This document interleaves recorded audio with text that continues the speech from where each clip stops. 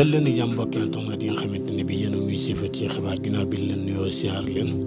tey nag ñu indil leen ki nga xamante ne bii mooy Baye Assane Mesere ginnaaw jàpp gi nga xamante ne bii jàpp nañ ko ci police ginnaaw ay waxam yoo xamante ne bii jàpp nañ ne dafa ëpp trop te it amul benn firnde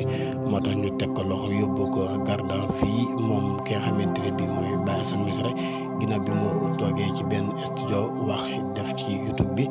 nee na nag dafa am benn xaritam boo xamante ne bii sëriñu daara la mu teg ci kawam nag tuumal lu rëy loo xamante ne bii nii moom la waa police bëgg mu leeral ko ba tax ñu jàpp ko yóbbu muy xamle na nag sëriñu daara boobu noonu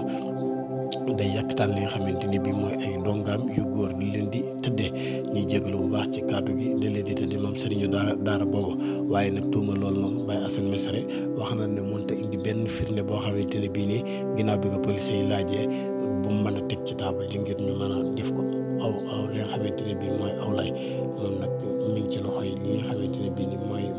waa yoon ngir ñu mën a def seen liggéey comme ni mu waree kon nag ñu xam ne Baye Assane Mesere nekk animateur fële ci Walf TV mi ngi ci li nga xamante ne bii ni mooy loxo yi takk der yi ngir ñu mën a leeral li nga xamante ne bii